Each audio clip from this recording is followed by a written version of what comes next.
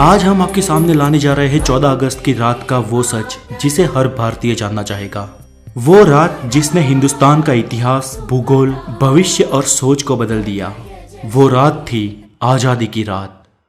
दिल्ली में 14 अगस्त की शाम से ही जोरदार बारिश हो रही थी।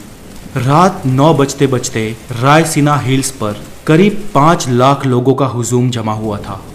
बारिश अब भी जारी थी। रात को करीब 10 बजे सरदार पटेल, जवाहरलाल नेहरू, डॉक्टर राजेंद्र प्रसाद और माउंटबेटन वाइसरॉय हाउस पहुंचे। 14 अगस्त 1947 की रात 12 बजने में कुछ ही मिनट बाकी थे। तब पंडित जवाहरलाल नेहरू ने 2 लाइनें कहकर अपना प्रवचन शुरू किया। At the stroke of the midnight hours when the world sleeps, India will be awake to life and freedom. चंद ही मिनटों में 12 बजे और 15 अगस्त का ये दिन भारत के लिए खुशियां लेकर आया।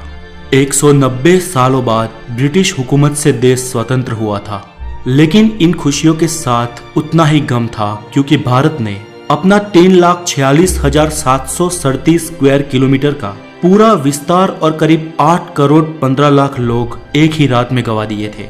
देश 2 टुकड़ों में विभाजित हुआ था, हिंदुस्तान और पाकिस्तान। हिंदुस्तान यूं ही आजाद नहीं हुआ। 15 अगस्त के बहुत पहले ही ब्रिटिश हुकूमत का अंत शुरू हो गया था। महात्मा गांधी के जन आंदोलन से देश में नई क्रांति की शुरुआत हुई थी, तो एक और सुभाष चंद्र बोस की आजाद हिंद फौज ने अंग्रेजों का जीना दुश्वार कर रखा था। ऊपर से दूसरे विश्व युद्ध के बाद ब्रिटिश सरकार में उतना दम भी नहीं था कि वो हिंदुस्तान पर अब शासन चला सके। इसलिए माउंटबेटन को भारत का आखिरी वाइसरॉय बनाया गया था, ताकि देश को आधिकारिक तरीके से स्वतंत्रता दी जा सके। अंग्रेजों ने भारत को शुरुआत में 3 जून 1948 के दिन स्वतंत्र घोषित करने का निर्णय लिया था, लेकिन मोहम्मद अली जिन्ना ने पाकिस्तान नामक अलग मुल्क बनाने की ठान ली थी, जिसके चलते देश में कई जगह पर सांप्रदायिक हिंसा शुरू हो गई। बिगड़ती परिस्थिति को देख अंग्रेज भारत को हो सके इतना जल्दी स्वतंत्र राष्ट्र घोषित कर देना चाहते थे, क्योंकि अंग्रेजों को भी भारत को आखिरकार एक टुकड़े में नहीं लेकिन 2 टुकड़े में विभाजित करना था। स्वतंत्रता के लिए दिन 15 अगस्त ही क्यों चुना गया? तो इसमें ऐसा है कि सिर्फ हम भारतीय ही शुभ और अशुभ में नहीं मानते थे, बल्कि अंग्रेज भी उतना ही मानते थे। माउंटबेटन मानता था कि 15 अगस्त का दिन शुभ है, क्योंकि 15 अगस्त 1945 के दिन ही जापान ने शरणागति स्वीकारी थी और इसके ऑफिशियल साइन 2 सितंबर को हुए थे। इसलिए बेटन के अनुसार 15 अगस्त का दिन मित्र राष्ट्रों के लिए शुभ था। तो फिर रात 12 बजे के वक्त को ही क्यों तय किया गया? तो इसके लिए भारतीय ज्योतिषियों का मानना था कि वो वक्त देश की स्वतंत्रता के लिए शुभ है। तय किया गया था कि पंडित नेहरू को अपनी स्पीच रात 12 बजे से पहले ही समाप्त कर देनी है और रात 12 बजे शंखनाद के साथ भारतीय लोकतंत्र की शुरुआत होगी। ठीक वैसा ही हुआ। 15 अगस्त की सुबह 8:30 पर पंडित नेहरू और उनके कैबिनेट ने पद और गोपनीयता की शपथ ली।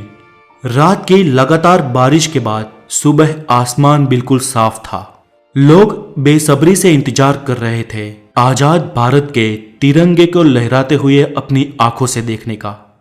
देश के तिरंगे को सबसे पहले जवाहरलाल नेहरू ने रात को 12 बजे ही पार्लियामेंट सेंट्रल हॉल में लहराया था और दूसरी बार सुबह 8:30 पर भव्य राष्ट्रध्वज को जनता के सामने ब्रिटिश राष्ट्रध्वज को उतारकर लहराया गया।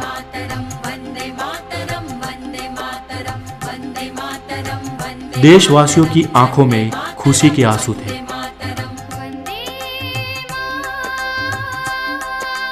आजादी के बाद 15 अगस्त के दिन ही एक साथ अंग्रेजों ने देश को नहीं छोड़ा। आजाद भारत के कुछ आला अफसर भी कुछ समय तक अंग्रेज ही रहे। 1500 ब्रिटिश सैनिकों की पहली टीम 17 अगस्त 1947 के दिन अपने देश रवाना हुई, तो आखिरी टीम 27 अगस्त 1948 के दिन निकली। दोस्तों, ताज्जुब की बात यह कि लुटेरे अंग्रेज हमारे देश के अतिथि बन के आए हो, उस तरह से उन्हें विदा किया गया। उनकी आखिरी फौज ने जब मुंबई के बंदरगाह से विदाई ली, तब जॉर्ज पंचम को विदाई देने वाला गीत बैंड बाजा के साथ बजाया गया। आजादी से 190 साल पहले भी अमीर चंद और मीर जाफर ने रॉबर्ट क्लाइव का ऐसे ही सम्मान के साथ स्वागत किया था। और फिर क्या हुआ? प्लासी का युद्ध और 190 साल की परतंत्रता। फिर भी हम भारतीय नहीं सुधरे। अतिथि देवो भव के सूत्र को हमने आज भी नहीं छोड़ा। फिर वो अतिथि वाकई देवतुल्य हो या हमें लूटने आया हो। दोस्तों आज के लिए इतना ही, और देश की इस स्वतंत्रता की कहानी को ज्यादा से ज्यादा शेयर करने की आपकी जिम्मेदारी है। और इस वीडियो को हो सके इतने लाइक, हो सके इतने कमेंट